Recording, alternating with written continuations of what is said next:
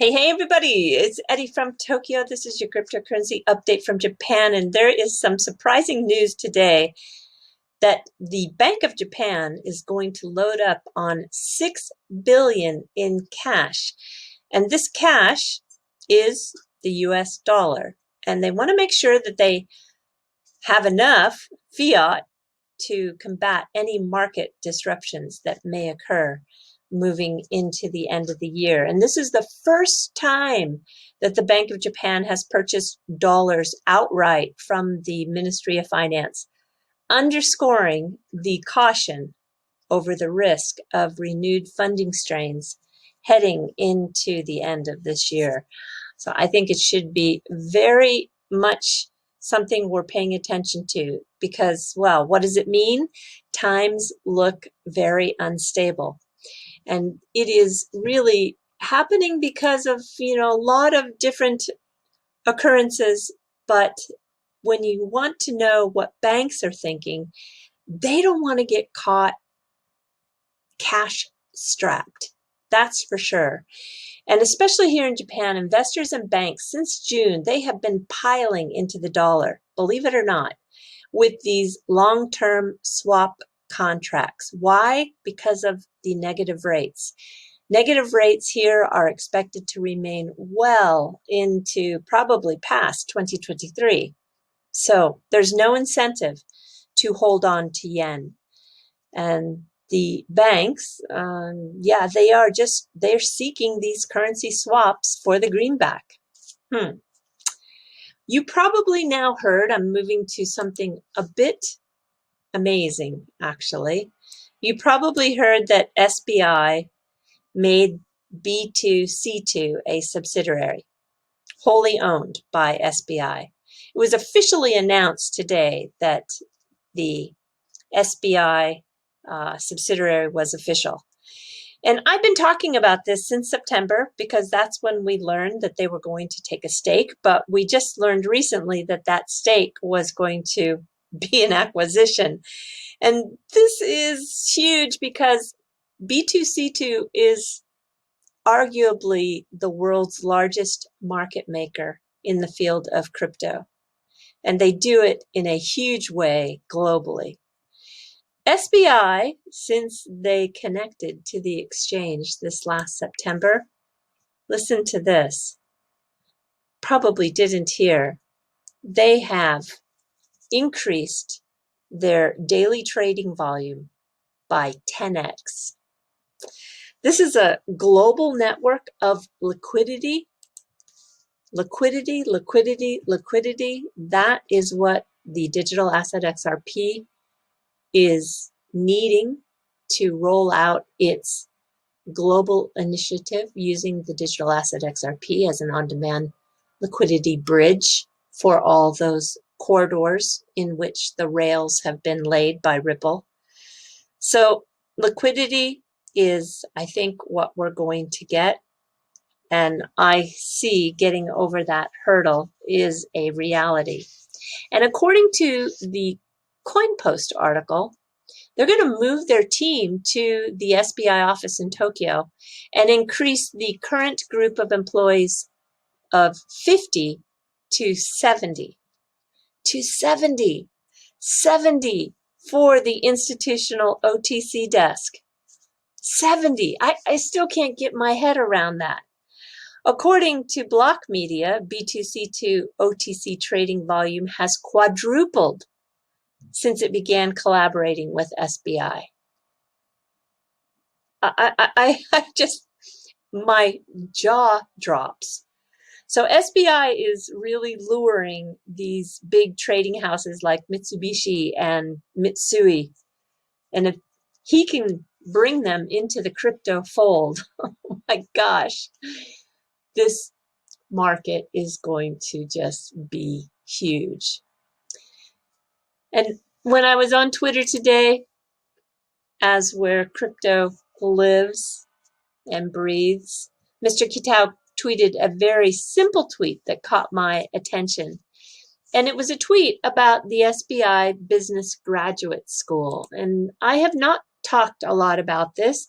I think the last time I talked about it was when when the previous managing director of MoneyTap left and then announced, though, he would keep his teaching position at the SBI Graduate School. I think that's the last time I talked about it, and so it feels like it's been well over a year. This is a university that people who are seeking classes, either an individual class or a mid-career MBA, can do so because they do it on a very flexible model for those people who have jobs and that are working. And it is fully supported by SBI. A single course is going to run you about $1,000, and a 2-year mid-career course, according to the pricing on this website, is, I think, $13 US the first year approximately, and then $12,000 US for the year 2.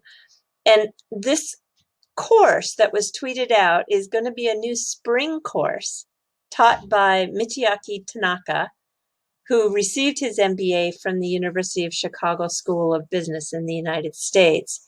He's a visiting professor from Rikyo. Rikyo University is very, very good, very, very well known here in Tokyo.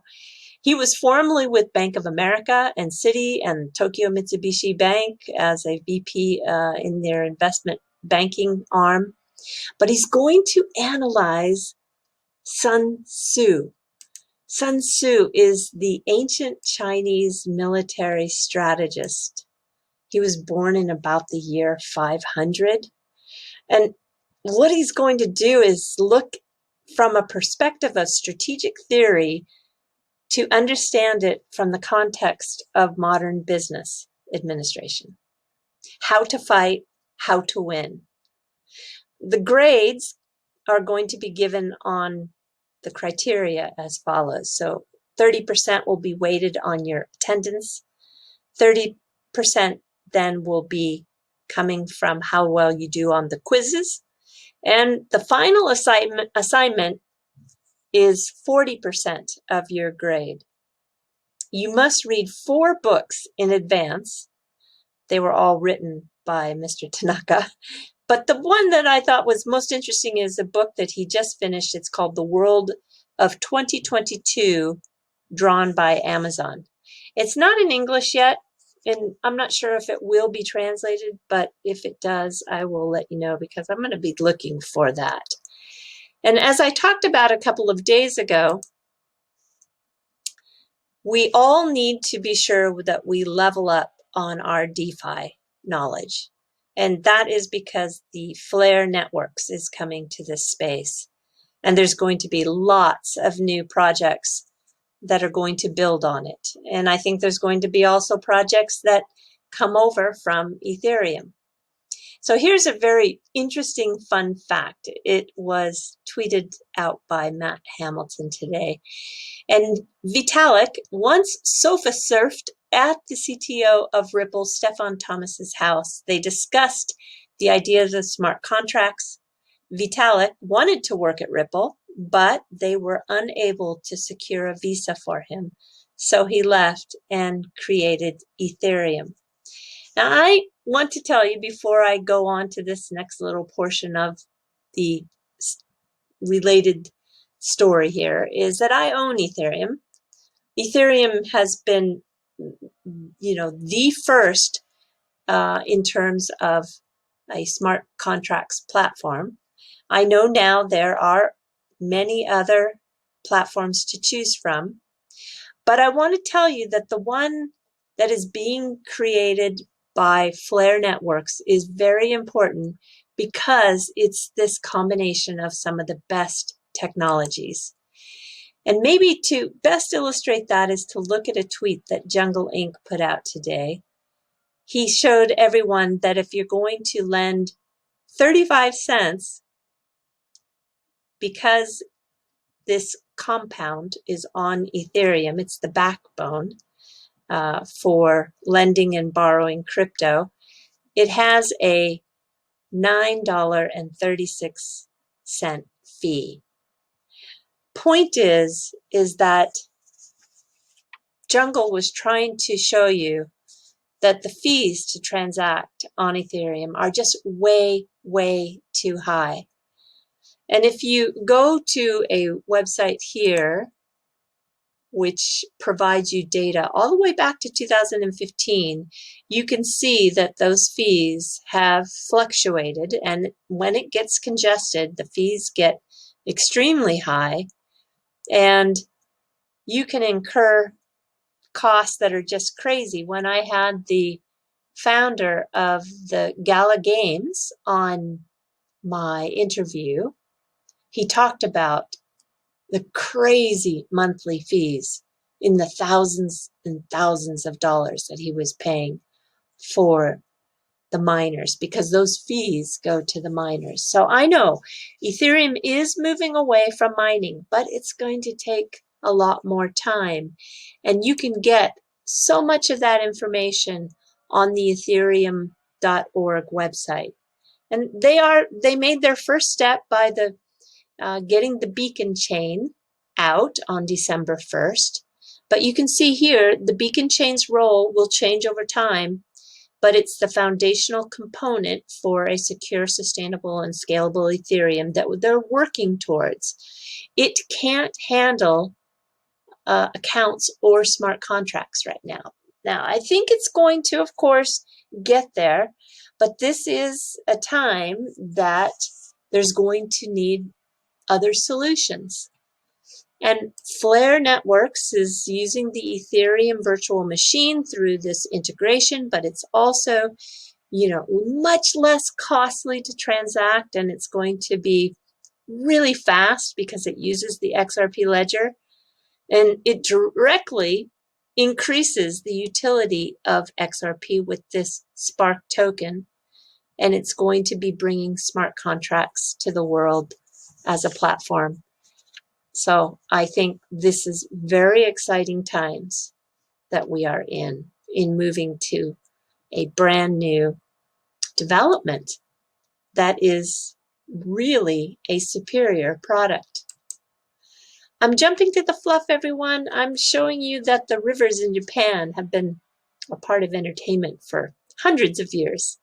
This is a woodblock print that shows a cherry blossom viewing gathering by boat, and this is still done today. It's one of the best places to view the cherry blossoms, is to go down the waterways of so many cities throughout Japan. And then this is Tokyo now, looking north from Odaiba at the Rainbow Bridge, which is a nightly, there are nightly party boats out there where a lot of eating and a lot of drinking are going on. And the boats, they come out in full force during summer firework festivals or in certain holidays. They're very, very fun. And it's just continuing a tradition that's been practiced for hundreds of years. And here's a waterway in Kyoto. You're going to see something in the middle ground here, not the foreground, in the middle ground, that you really can't tell what's going on, right? Well, they started something very interesting yesterday.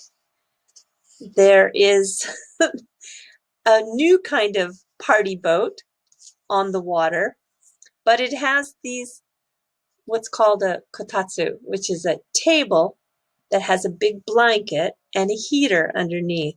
So the small floating tables with these heaters, you can enjoy the blue skies that really prevail this time of year in Japan, except for Hokkaido. They start to get snow.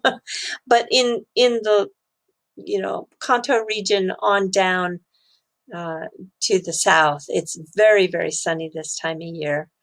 And the park has attendants that will pull you around.